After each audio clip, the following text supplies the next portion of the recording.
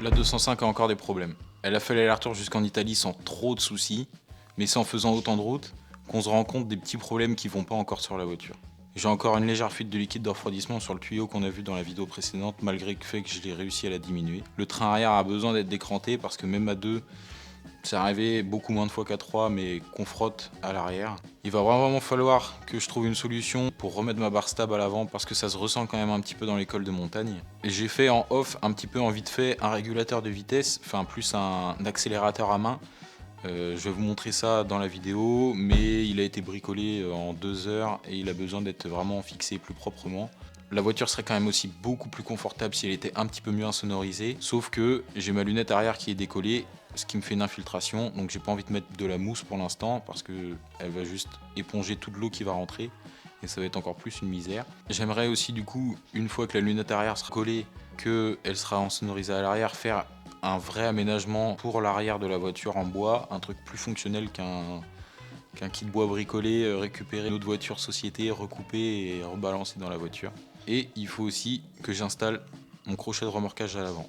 En tout cas, ce que j'ai pu voir en faisant la route jusqu'en Italie, c'est que ma boîte de vitesse me fait économiser du carburant. J'ai plus de fuite d'huile au niveau de mon vilebrequin derrière le volant moteur. Donc le joint que j'avais remplacé qui coûte 60 € chez Peugeot, mais en attendant moi il m'a bien réglé mon problème.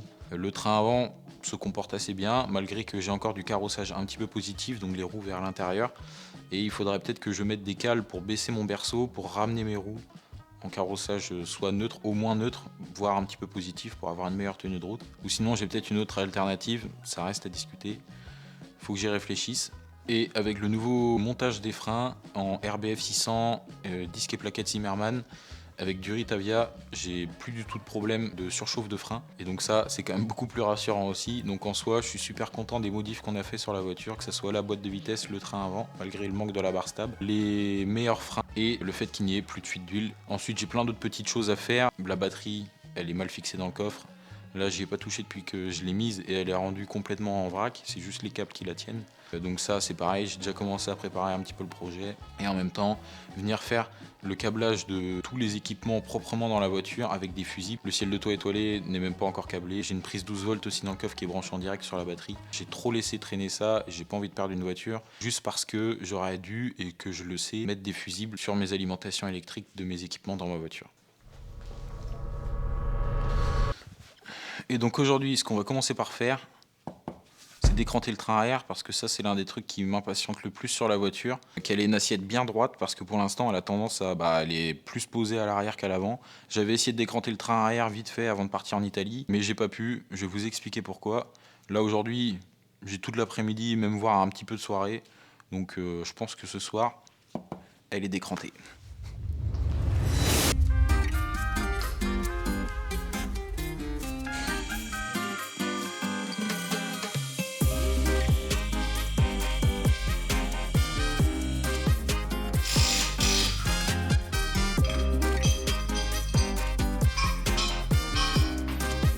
Avec délicatesse.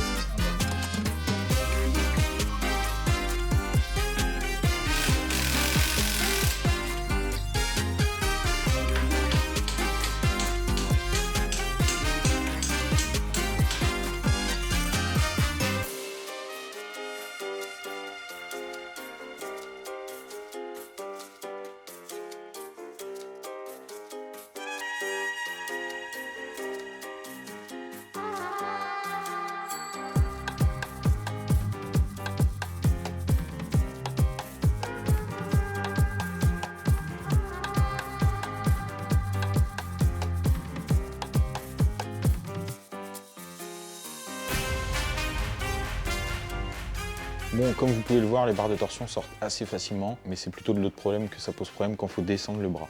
Là, je pense que je vais prendre en repère le plus bas que je peux aller avec mon train arrière. On verra ce que ça donne niveau Rios. J'espère que ça sera suffisant et que j'aurai pas besoin de faire un faux châssis avec des tubes carrés, quoi. On va commencer comme ça. Je vais remettre la barre de torsion de ce côté-là et je vais vous expliquer c'est quoi qui me bloque de l'autre côté.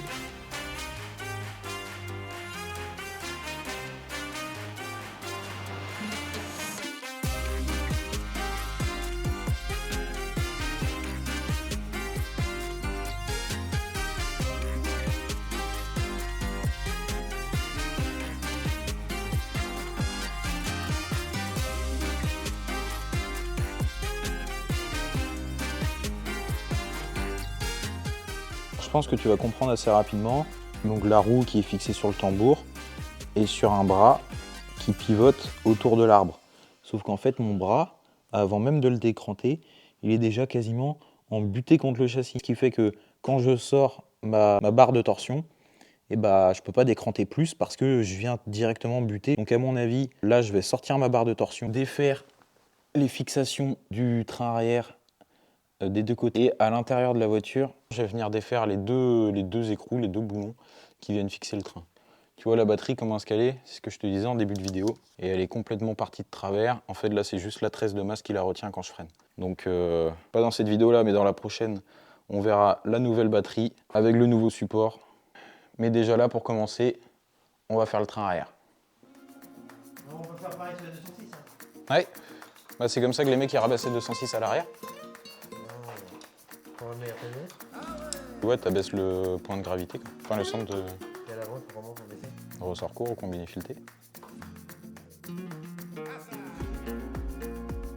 Comme vous avez pu le voir, mon père est passé par là et en fait en discutant avec lui, je me suis rendu compte que mon idée ça allait pas marcher. Parce que du coup, en faisant basculer plus mon bras, en déposant légèrement mon train arrière, en le remontant, en fait ça allait venir bloquer. Donc du coup, ce que j'ai plutôt préféré faire, c'est de venir tordre la doublure en ferraille qui est là pour que du coup mon bras puisse remonter un petit peu plus. Donc là c'est remonté temporairement, ma barre de torsion n'est pas remontée à fond. Comme ça là je vais venir remonter les deux roues arrière et voir un petit peu ce que ça donne.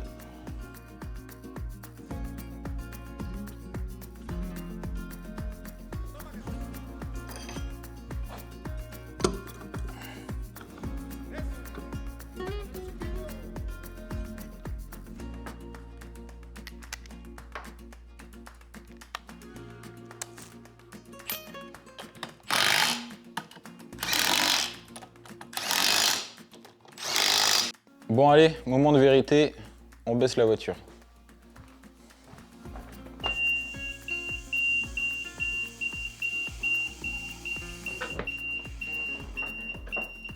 Ah! Ça commence à me plaire cette histoire, je sais pas si vous voyez bien mais c'est pas mal.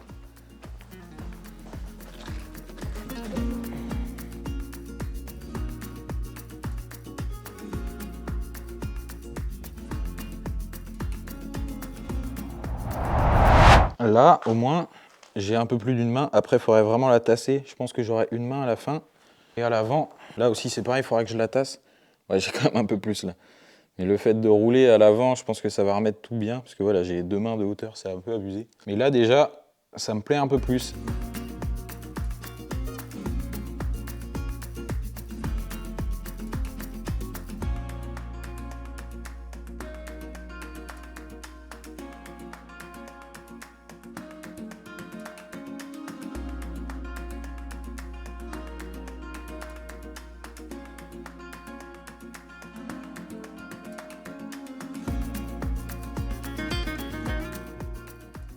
Bon, j'ai fait une petite pause pour manger quand même. Là, je viens de remonter tout mon train arrière proprement avec la barre anti-roulis et tout ça. Il y a des petites choses que j'aimerais bien faire aussi sur la 205 tant qu'à faire qu'elle soit levée sur le pont. C'est remettre mes longues portées devant et essayer de fixer du coup mon crochet de remorquage dont je parlais. Parce que ça fait 2 ans que je roule avec la voiture et j'ai pas de crochet de remorquage à l'avant. Et vu comment l'hiver je m'amuse un peu à faire le con, ça m'étonnerait pas qu'un jour j'en ai besoin. On sait jamais, vaut mieux l'avoir plutôt que se dire sur le moment oh putain merde fait chier, j'ai rien pour remorquer ma caisse à l'avant. Donc du coup on remet les longues portées devant et puis on va essayer de voir comment en fait le crochet de remorquage déjà se fixe et si j'ai ce qu'il faut ici pour le refixer.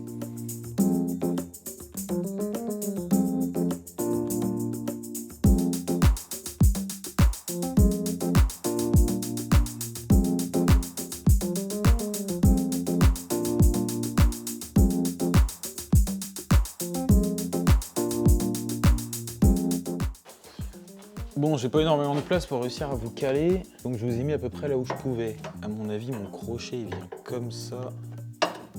Attends, faut le... Ah putain, me dis pas qu'il faut que je le monte avant qu'il y ait la jupe de monter dessus. Parce que là, j'ai trop la flemme de démonter mon pare-choc. Faut que ça passe devant. Ah putain, je viens de mettre... Faut que je défasse mon support de longue portée. Ah, fait chier, tiens. Bon, allez, on redémonte. Merde. C'est bon, ma longue portée est démontée. Et là, je vais pouvoir mettre mon support. Ah la vache, mes doigts. Si, c'est bien là que ça va. Ça a cette forme-là. Voilà. Je crois que c'est la couche de peinture époxy un poil épaisse et du coup qui merde un petit peu. Et donc là, j'ai la place pour mettre une vis.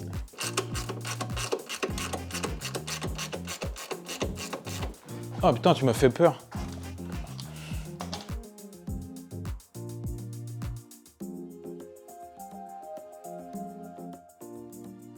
Bon, et ben je l'ai enlevé du pont.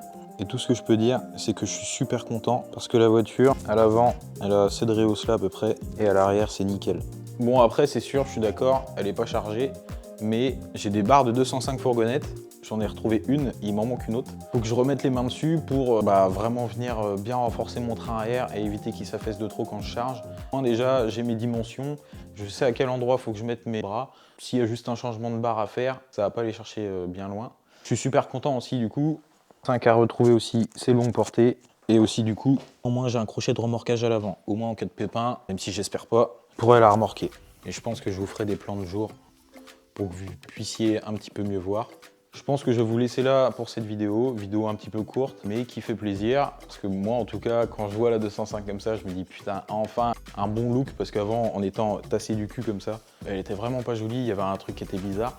Et puis au moins, là, on va pouvoir charger dans la 205, plus avoir de problème de frottement. Ce qu'il va falloir qu'on voit ensuite maintenant, c'est la fuite de liquide de refroidissement. La batterie aussi. La batterie, je pense que ça sera le prochain épisode. Enfin, la prochaine vidéo. Moi, je vous dis à la prochaine. J'espère que cette vidéo vous aura plu. C'était Jordan. Salut.